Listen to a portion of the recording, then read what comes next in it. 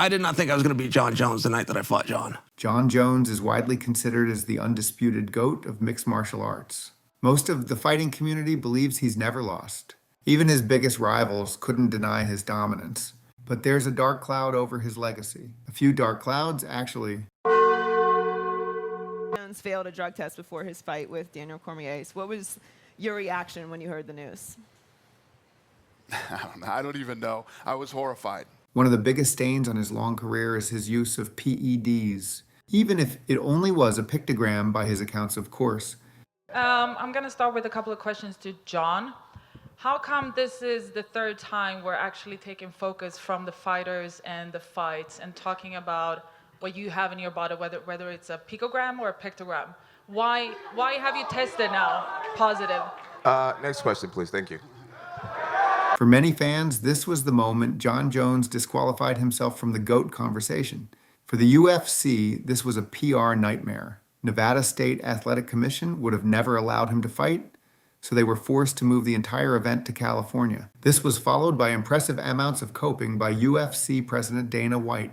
How you feeling? You in a good mood? And you said you're great. After everything that happened, holiday week, all the changes, you're feeling good about everything. I'm in a great mood. Listen, this is the business. Crazy things happen. We have to deal with it.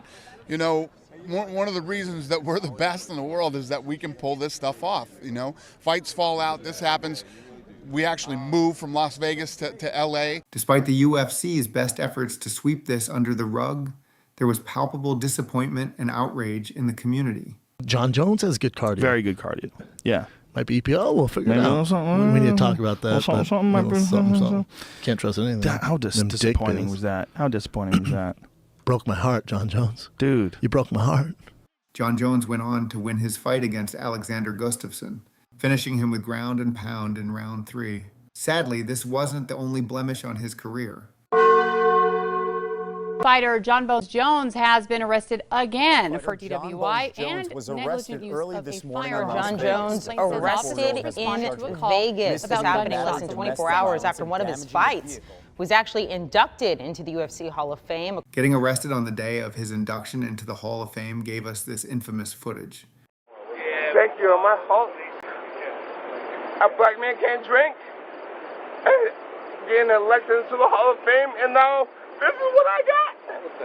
You fucking cracker! You fucking cracker! Relax. You all right?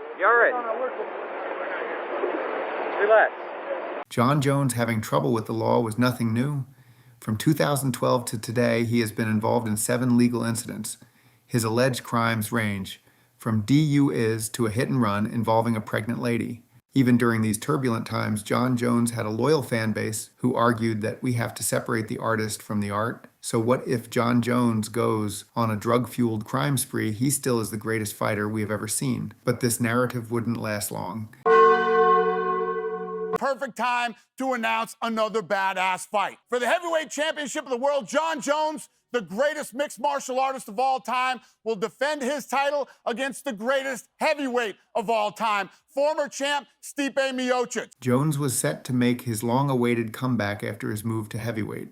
But nobody wanted this fight. By this time, Tom Aspinall, the young up-and-coming heavyweight star, was running through the rankings. Instead of fighting Tom, Jones decided to fight Stipe, who was way past his prime.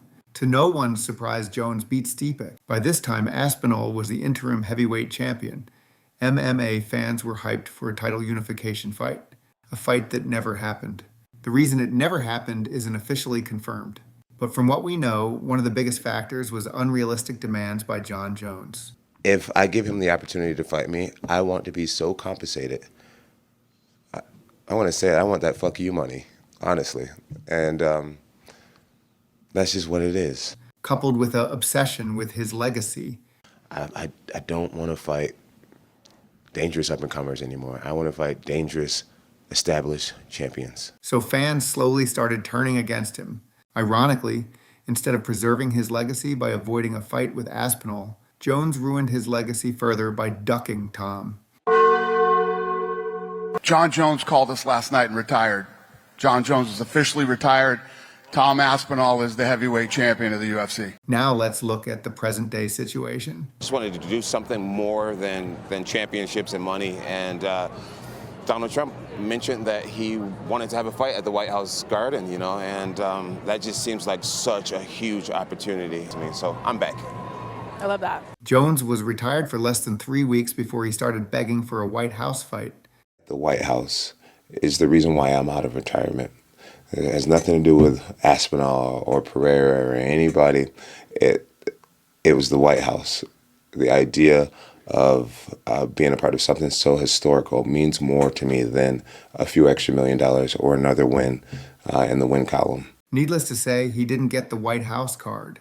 Was John ever, which I told you guys 100,000 times, was Jon Jones even remotely in my mind to fight at the White House? Jon Jones threw a tantrum on Instagram Live after the White House card was announced, and he wasn't on it.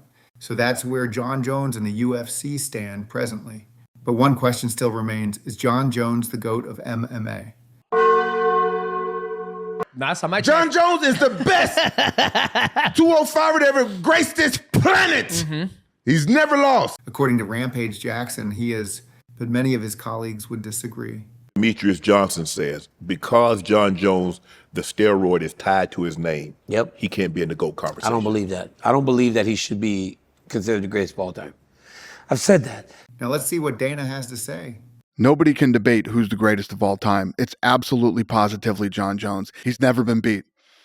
He destroyed everybody at light heavyweight, except arguably Gustafsson and Reyes, who were both robbed in the eyes of many fans. At the time was the toughest weight class in the company, in the sport.